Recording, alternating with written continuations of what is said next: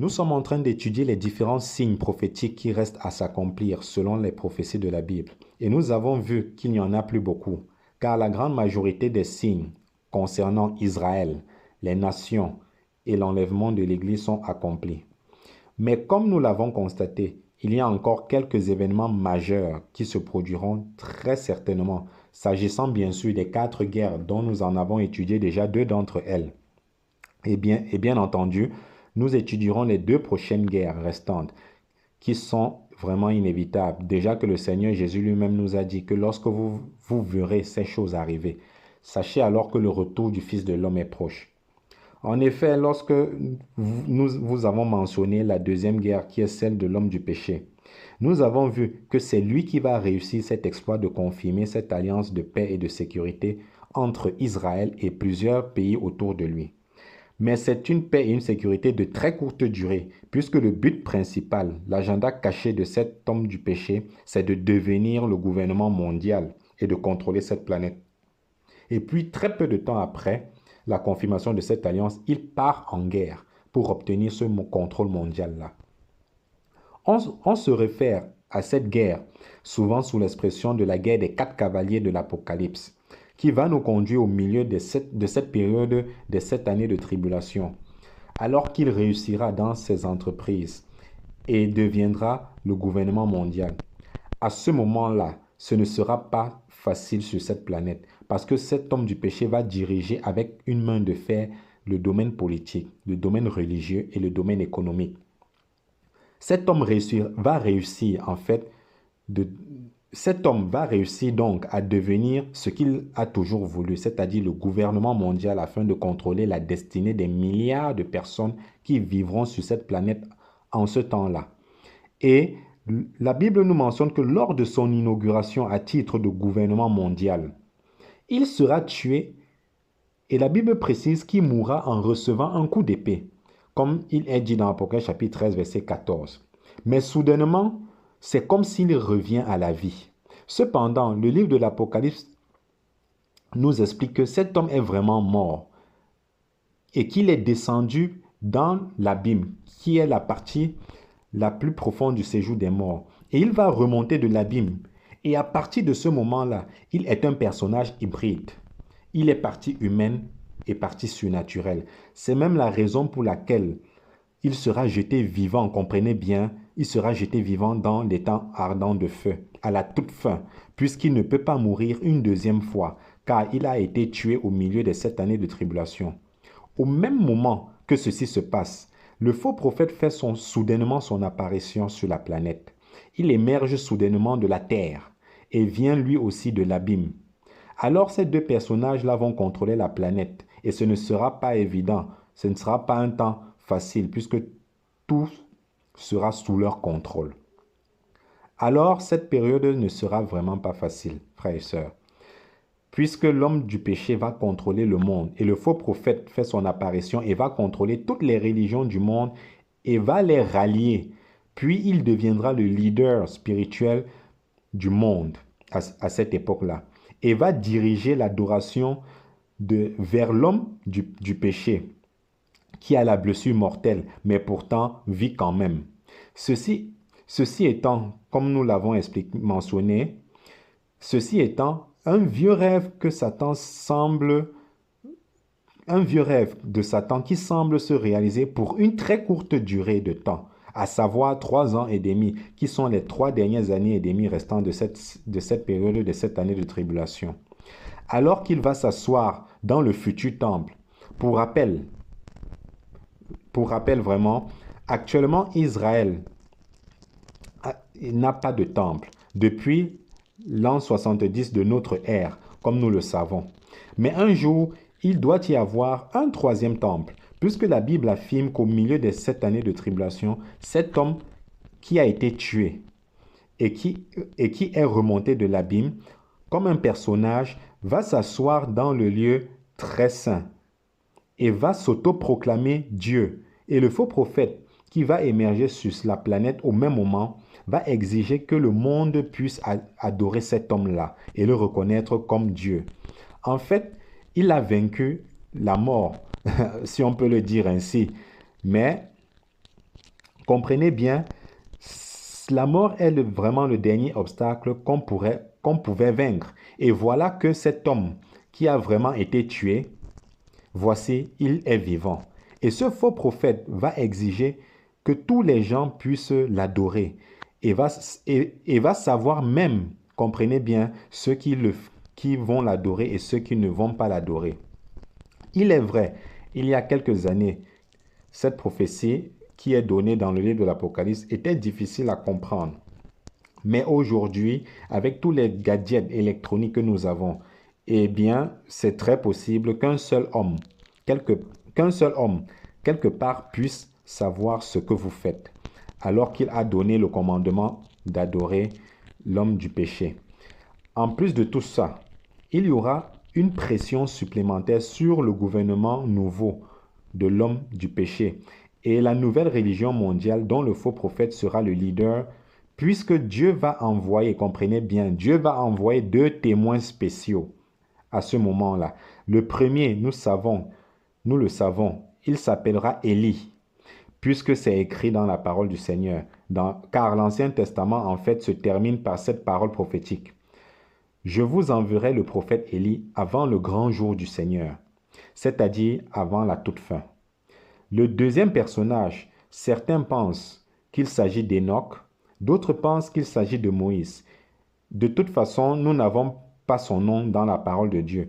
Mais ce que nous savons, c'est qu'il y aura 2 témoins qui feront une pression supplémentaire sur le gouvernement de cet homme du péché.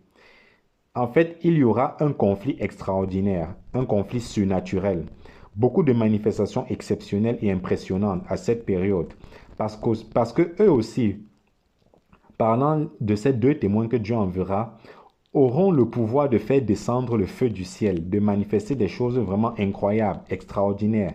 C'est un peu comme si les puissances des ténèbres du gouvernement de l'homme du péché sont en contraste avec le gouvernement de Dieu représenté par ces 2 prophètes. Finalement, ces 2 prophètes seront tués, tel que la Bible déclare, et on ne leur donnera pas de sépulture honorable, puisqu'on laissera leurs dépouilles sur la place de la ville, c'est-à-dire derrière la porte dorée, sur l'esplanade du temple en Israël. Ils seront là pendant 3 jours et demi, et soudainement, une voix qui se fait entendre du ciel dira ceci: montez ici. Et à la vue de millions de spectateurs qui regarderont soit sur leur téléphone intelligent ou un autre gadget de communication, ils verront cet enlèvement de ces 2 prophètes de Dieu qui monteront au ciel. Et la panique s'emparera littéralement de l'homme du péché et de son gouvernement.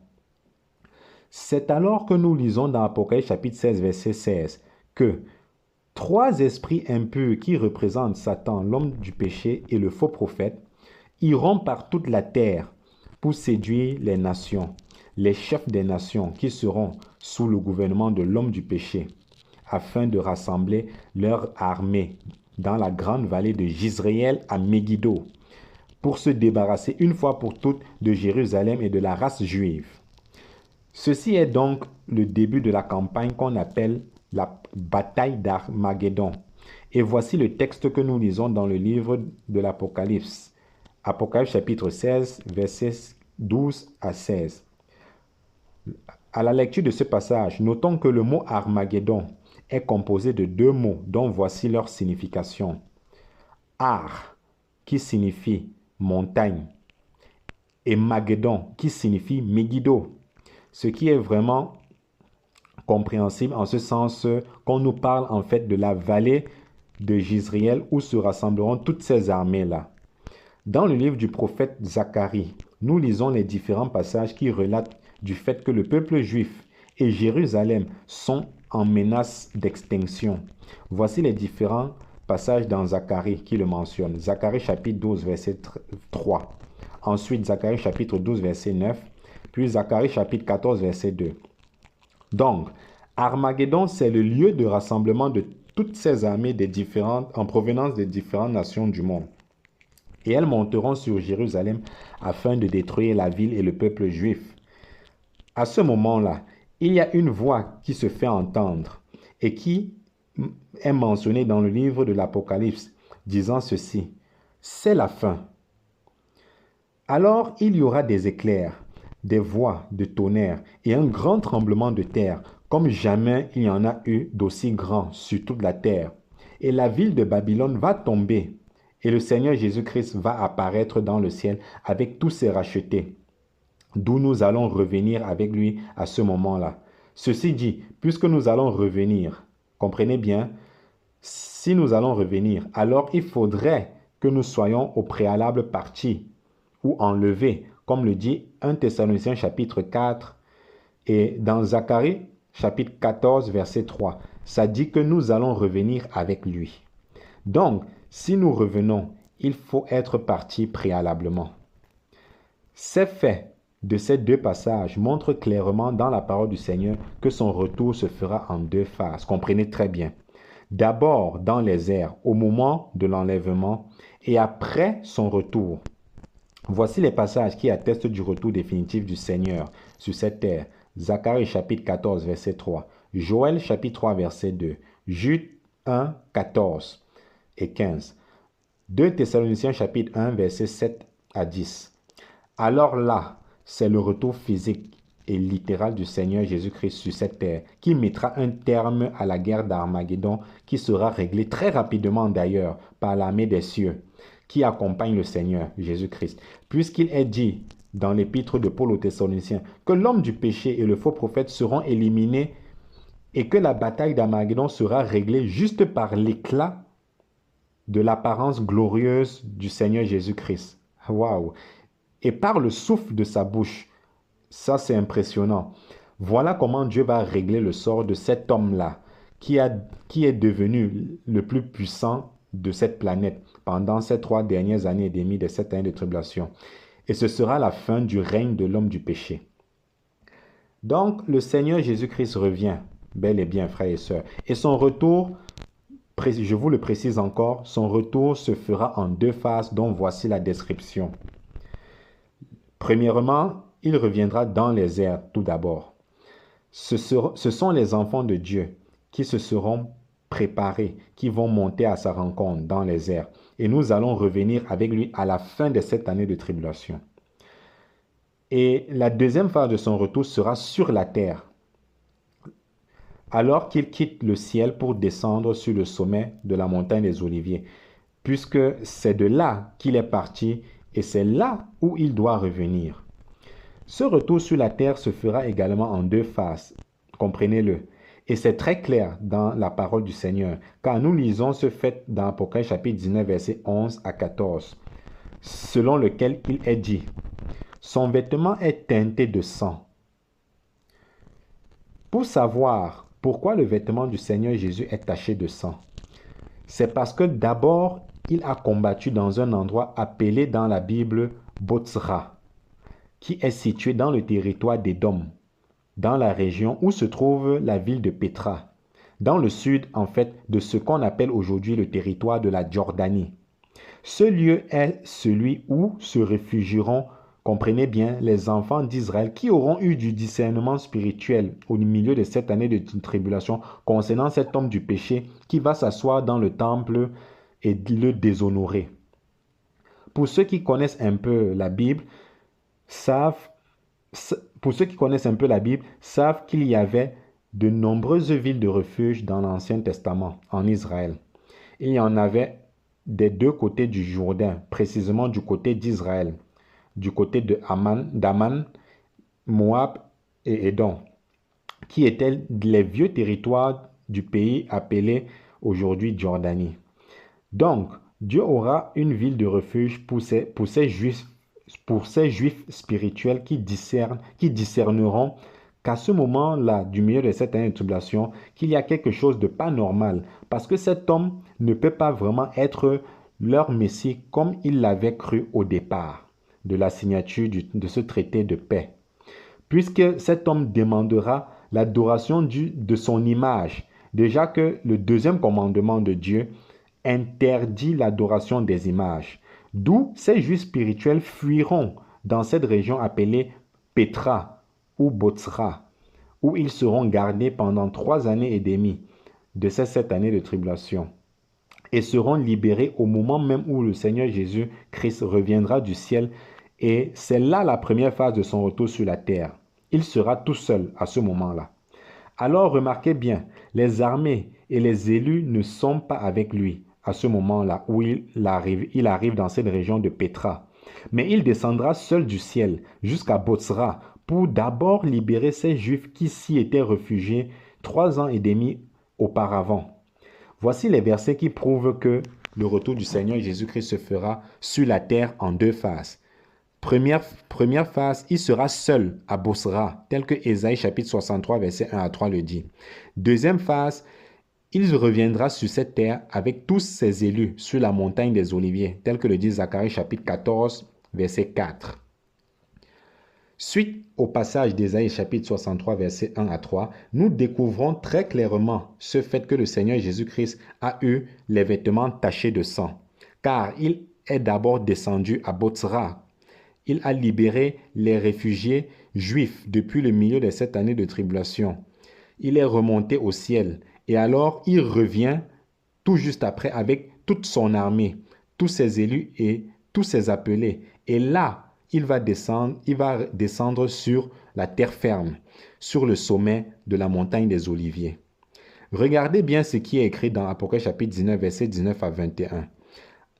Alors ça, c'est la victoire du Seigneur Jésus-Christ sur l'homme du péché, le faux prophète et le gouvernement mondial qui avait été établi par l'homme du péché. Et dans ce passage, il y a 2 festins, comprenez bien, qui sont prophétisés dans la parole du Seigneur, dont voici la description. Le premier festin, ce sera un festin de la chair de tous les rebelles. C'est le premier festin où Dieu va appeler tous les oiseaux prédateurs du ciel et de la terre, afin qu'ils puissent manger de la chair de tous ces soldats tombés lors de la victoire du Seigneur Jésus-Christ. Ceci est confirmé dans Apocalypse chapitre 19, versets 17 à 21. Le deuxième grand festin dont ce passage nous parle, c'est le festin des noces de l'agneau. Ésaïe chapitre 25, versets 6 à 8. C'est le deuxième festin qui viendra un peu plus tard, qui aura lieu ici, sur cette terre, après le retour du Seigneur Jésus-Christ. D'où le mariage, ni le festin des noces de l'agneau ne peuvent avoir lieu au ciel, comme c'est souvent prêché, puisque ce n'est pas le temps des réjouissances à ce moment des tribulations, mais c'est un temps de jugement. Donc, c'est après le retour physique du Seigneur Jésus-Christ qu'aura lieu le mariage de l'agneau avec sa glorieuse épouse, comme c'est écrit dans Ésaïe chapitre 4, lorsqu'il parle de ce repas qui sera établi sur la montagne de Sion, sur la terre, suivi de ce grand festin qui terminera cette phase-là.